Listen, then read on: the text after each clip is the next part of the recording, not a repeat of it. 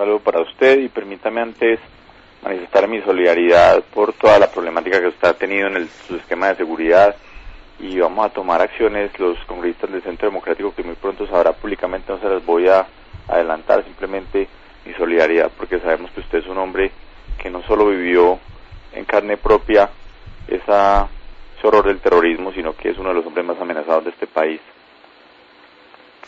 Sí, señor, y cuando quiera para el debate le muestro, no sé si la tengan en su poder, la sentencia de muerte que me decretaron las FARC.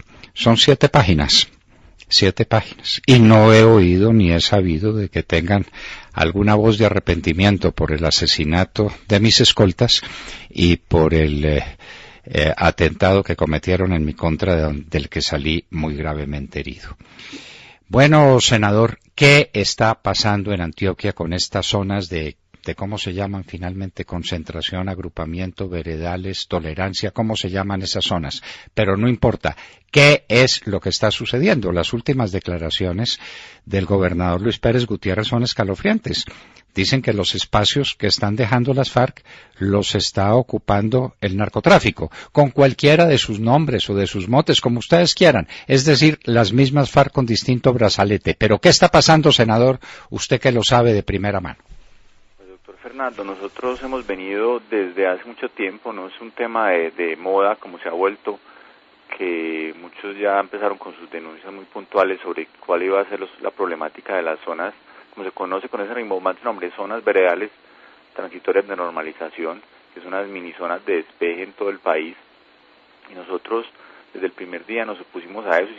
Usted recuerda muy bien una demanda ante la Corte Constitucional que no tuvo frutos. Usted sabrá por qué. Eso parece más una oficina jurídica de Palacio de Nariño que una corte seria y comprometida con la Constitución colombiana. Después hicimos diferentes manifestaciones frente al gobernador de Antioquia en su momento, por allá en junio del año pasado, julio, pidiéndole que hiciera unas consultas populares en los propios municipios, que no fuera una imposición del gobierno nacional de esas zonas, porque no la estaban haciendo propiamente en Anapoima, doctor Fernando, sino que ponían en las zonas más pobres de Colombia allá a sufrir, a padecer a esos campesinos con la presencia de las FARC, y aún así pues no se tomaron decisiones, y seguimos haciendo diversas denuncias sobre, en su momento específicamente, sobre cómo iba a ser la famosa implementación de esos acuerdos, y eso es parte de lo que hoy estamos viviendo. Todos esos errores que hemos venido contando desde el primer día, doctor Fernando, pues hoy empiezan a tener repercusiones muy concretas. Por ejemplo, que no pueda entrar el gobernador de Antioquia, mientras sí permiten entrar a cualquier autoridad internacional. Allá va a ir el presidente de Francia a hacer el show mediático, y eso sí no puede entrar el gobernador de Antioquia cuando pidió presencia. Y Antioquia tiene en este momento 8 zonas como se conoce como zonas de preagrupamiento, que entre otras, doctor Fernando, si usted ve con claridad el famoso calendario, el cronograma que pone el Alto Comisionado de Paz desde hace mucho tiempo en su página web, hace mucho rato que ya debieron haber comenzado las zonas de concentración de las FARC, y este es el momento donde no han comenzado. Si usted ve que iban a durar 180 días supuestamente, pero si usted ve el desplazamiento, etcétera, etcétera, todos los términos que tenían, ya el día 10 ya empezaba la destrucción del armamento, el día 10 después de la firma del acuerdo, que ahorita hablaremos de eso, pero el día 10 ya empezaba la destrucción de armamento. Pues, doctor Fernando, se firmó a principios de noviembre, está la hora donde no tenemos idea dónde va a estar, qué va a suceder con los miembros de las FARC, y dónde van a estar ubicados, y dónde van a estar sus armas.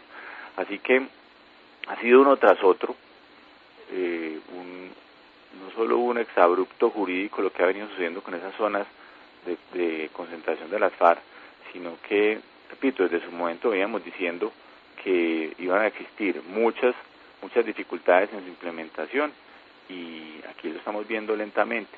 Se empezó incumpliendo el cronograma de hace mucho tiempo, y doctor Fernando, lo que hemos dicho también desde el principio, cualquier implementación que se haga de esos acuerdos, de la firma esa de Santos con Timochenko en el Teatro Colón en Bogotá, es una violación de la legitimidad democrática, es una violación de la Constitución, y nosotros no vamos a aceptar ese tipo de imposiciones. Pero desde ya, aún si ya el gobierno se dedicó a incumplir la Constitución y a y a desconocer el resultado legítimamente democrático de la derrota que tuvo en la urna el pasado de octubre, pues doctor Fernando, ya hay incumplimientos claros del calendario y al día a día ya se iban a empezar a destruir esas armas, y esta es la hora donde no tenemos ni idea, solamente están preagrupados, son miembros de la FARC y no sabemos realmente cuál va a ser la fecha real del inicio de las zonas veredales de concentración, que durarán 180 días pagadas por el bolsillo de los colombianos.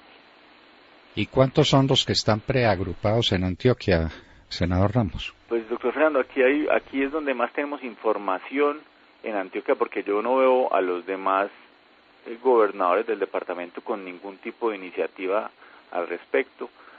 Las cifras que se menciona de parte de la gobernación de Antioquia, que hizo una visita a esa zona, no sé cómo los permitieron ingresar, doctor Fernando, no fue el gobernador, fue simplemente una comisión de la gobernación de Antioquia con esa comisión de verificación que existe, que usted sabe las pocas garantías que nos está brindando.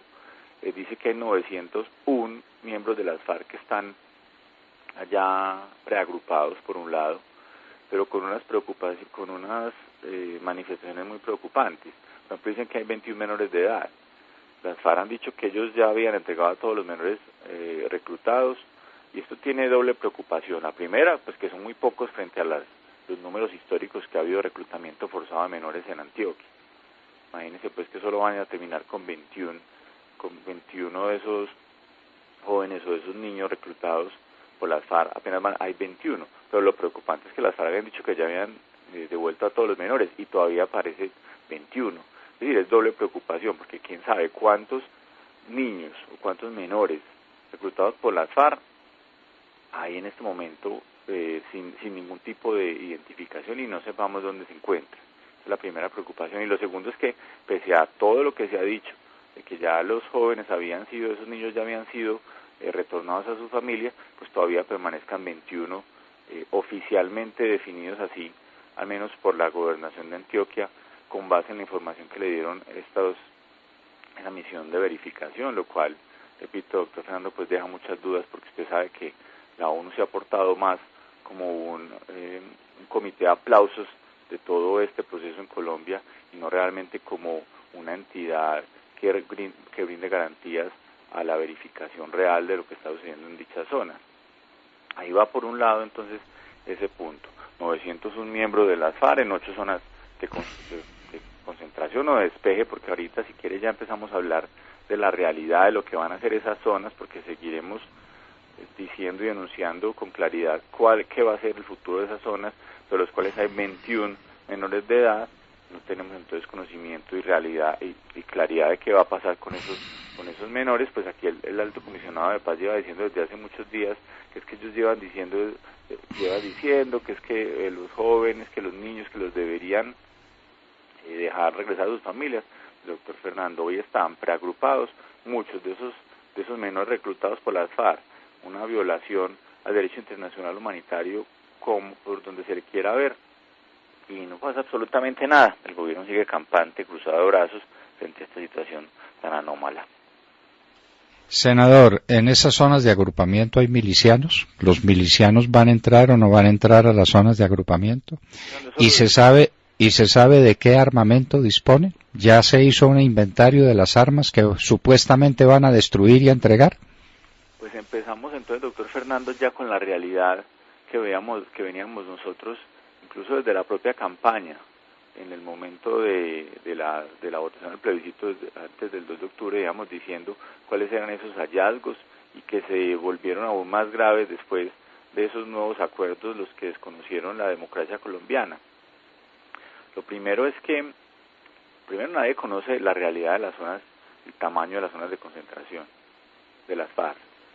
Y eso es muy grave porque, como usted muy bien lo sabe, el propio Sergio Jaramillo en su momento le dijo al gobernador de Antioquia que él podía ser gobernador de todo el departamento, excepto los puntos donde van a estar concentradas las FARC. Y sin conocer con precisión cuáles van a ser esos lugares, ahí tenemos muchos riesgos, doctor Fernando, de que puedan seguir delinquiendo de una u otra manera. Es un tema supremamente grave. Sin contar lo que usted dice, los miembros de las FARC que van a llegar allá, los que las FARC nos digan a los colombianos, y las armas que van a llegar allá van a ser las las FARC nos llegan a los colombianos y vamos a creer en su buena fe, doctor Fernando. Entonces el número de miembros de FARC no sabemos si incluyen o no a milicianos, y yo estoy absolutamente seguro de que no, doctor Fernando. Ellos van a dejar sus bases milicianas urbanas trabajando completamente, haciendo inteligencia, haciendo daños como suelen hacerlo, sin ningún tipo de obligación por parte de las FARC de decir cuántos milicianos hay, o que ellos se preagrupen de alguna manera, o después lleguen a esas zonas de concentración. No se dice una sola palabra en todas las páginas de los acuerdos respecto de ese tema, de si existirán o no milicianos, lo cual evidentemente hará que los colombianos sigamos con el riesgo y el temor de que las FARC sigan actuando de manera sigilosa, silenciosa en todas nuestras ciudades colombianas, por un lado.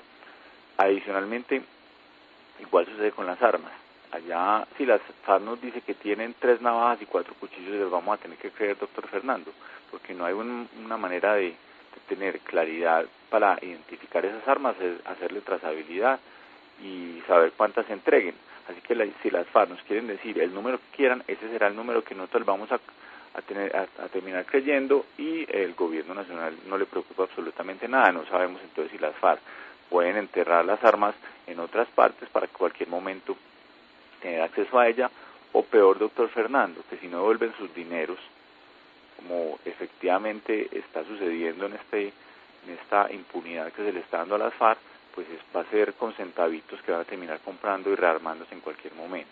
Una preocupación muy grande, doctor Fernando, porque no solo entregar las armas, que es la que ellos nos quieran decir, sino que adicionalmente quedamos a merced de las FARC llenas de plata para que en cualquier momento se rearmen con armas mucho más modernas por cuenta de todo el dinero fruto del narcotráfico y la minería criminal.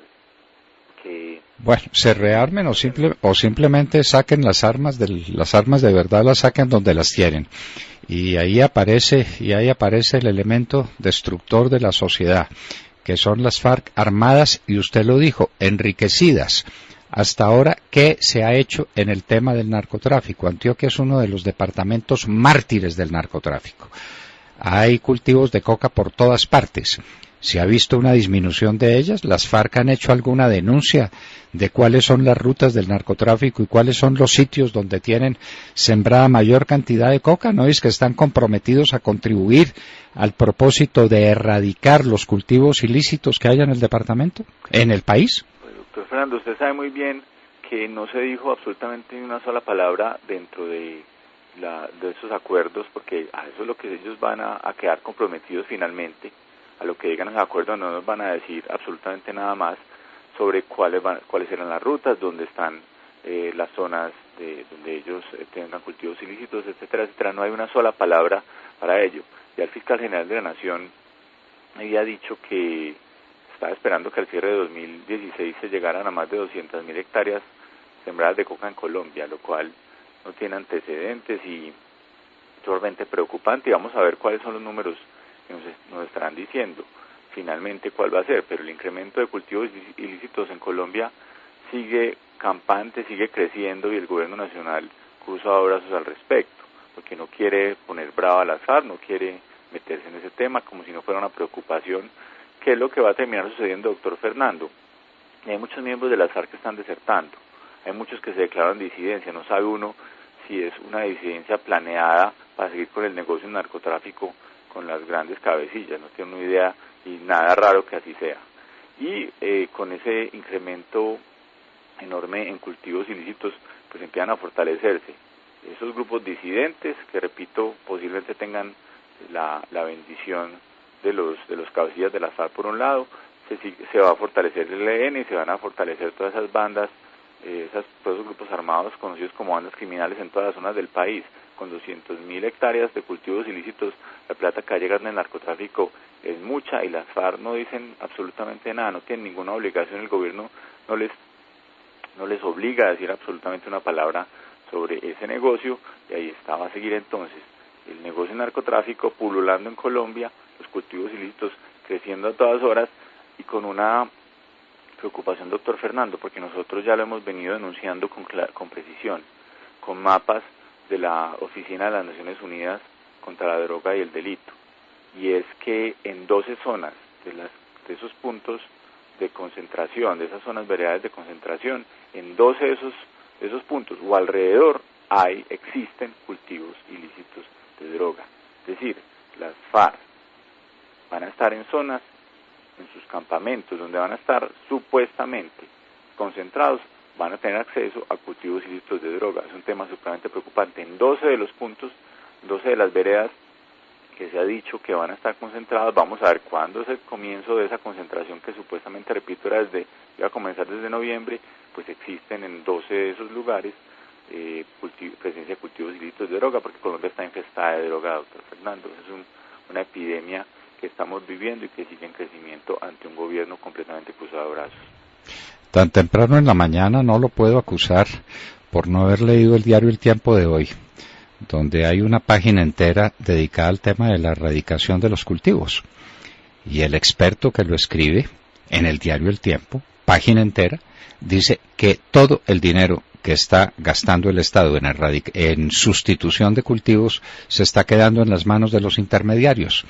Es decir, política antidrogas no hay ninguna, por una razón potísima, y es que los miembros de las FARC, que son los que están celebrando el acuerdo, son los primeros promotores de los cultivos y del tráfico de drogas, enriquecidos fabulosamente con ese negocio, porque, senador, que no se nos olvide, esa es la organización más rica del mundo.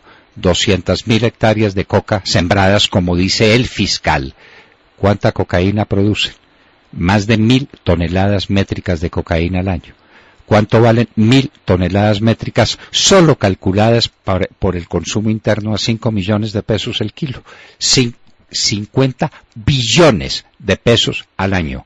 La organización financiera y económica más rica de Colombia es la del cultivo ilícito. Y esos son los que se van a desmovilizar, y esos son los que nos van a devolver la paz.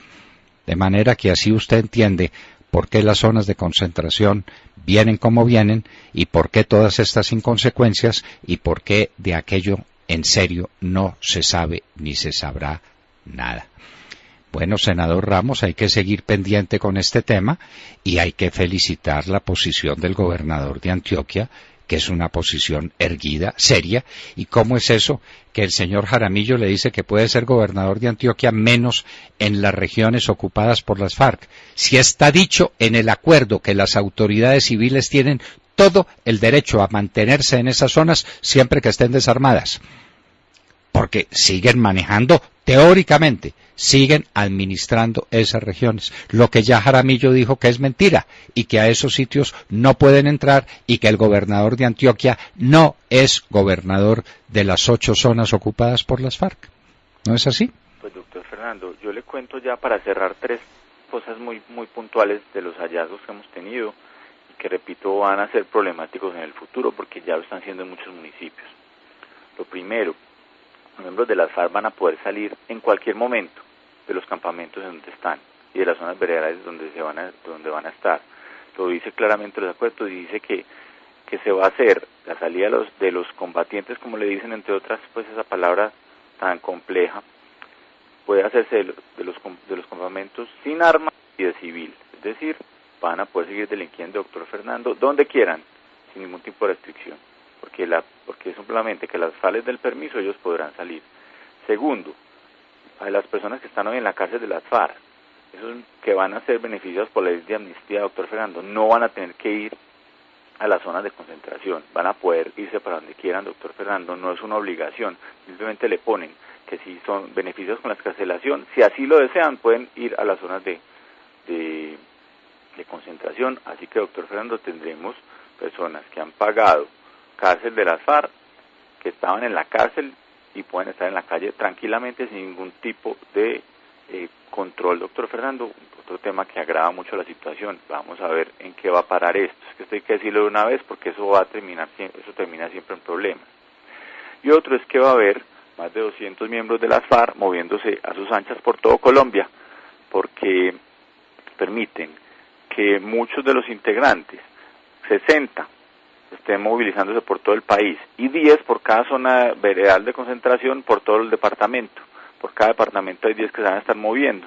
Es decir, no vamos a tener padeciendo a Iván Márquez seguramente de ningún tipo de restricción. Él va a estar moviéndose por todo el país, pues ya está en Bogotá tranquilamente en clubes sociales o en lugares de recreo, pero aquí no se da ninguna obligación para que esos miembros de las FARC puedan moverse por todo el país. Ellos van a estar tranquilos, sin ningún tipo de restricción, moviendo entre las famosas zonas veredales. Así que, doctor Fernando, aquí hay una violación inminente del Estado de Derecho, cuando las autoridades civiles tienen que pedir permiso para ingresar a los territorios, cuando el ejército y la policía tienen que pedirle permiso a las FARC para poder ingresar ante un desmán que exista en alguna de esas zonas, cuando se violó desde hace tiempo la legitimidad democrática a través de un proceso que forzosamente la Corte Constitucional avaló para que esos segundos acuerdos, que eran básicamente los primeros con 2 o 3 maquillajes, eso se termina básicamente, doctor Fernando, dejando el Estado de Derecho en manos de criminales, en manos de una dictadura, como lo hemos venido diciendo desde hace mucho tiempo, de la falsa paz, y los colombianos estaremos simplemente sufriendo las consecuencias de este tipo de decisiones, que son pequeñas las que estoy contando hoy, donde no sabemos cuáles son las armas que van a entregar las FARC, donde van a poder salir tranquilamente y donde el narcotráfico sigue a sus anchas en todo Colombia, doctor Fernando. Bueno, senador Alfredo Ramos Maya, muchísimas gracias por contarle al país estas dolorosas verdades. Yo solamente tengo que agregar que todos esos hombres que van a recorrer el país de acuerdo al acuerdo, lo van a hacer en camionetas blindadas y con la protección de la Unidad Nacional de Protección, que es la que supuestamente nos está protegiendo a los demás colombianos, a los que estamos en contra de las FARC y del gobierno, que nos protege con la Unidad Nacional de Protección, los mismos que protegen a las FARC, de manera que podemos estar perfectamente tranquilos. Ya se vieron llegar, vimos el video a un determinado lugar del país en camionetas blindadas y con la protección del Estado. ¿Y quién va a proteger a los 49 millones de colombianos que no estamos de acuerdo con lo que están haciendo? Nadie. Senador Alfredo Ramos Maya, esto hay que seguirlo mientras tengamos la libertad de la que nos hablaba Joan Manuel Serrat con su música en los comienzos de este programa. Muchísimas gracias, senador. Don Fernando, y toda la solidaridad, repito, de parte de Colombia, que sabe que usted, uno de los hombres con mayores riesgos que existe, pues le rebajen sus condiciones de seguridad. Eso es una agradección, doctor Fernando, y le repito que muy pronto tendrá noticias de los congresistas del Centro Democrático que nos estamos apropiando de su tema. Muchas gracias. Gracias a usted. El senador Alfredo Ramos Maya, Centro Democrático, Generación del 14, estaba con nosotros en la Hora de la Verdad. Son ya las 7 de la mañana, 8 minutos.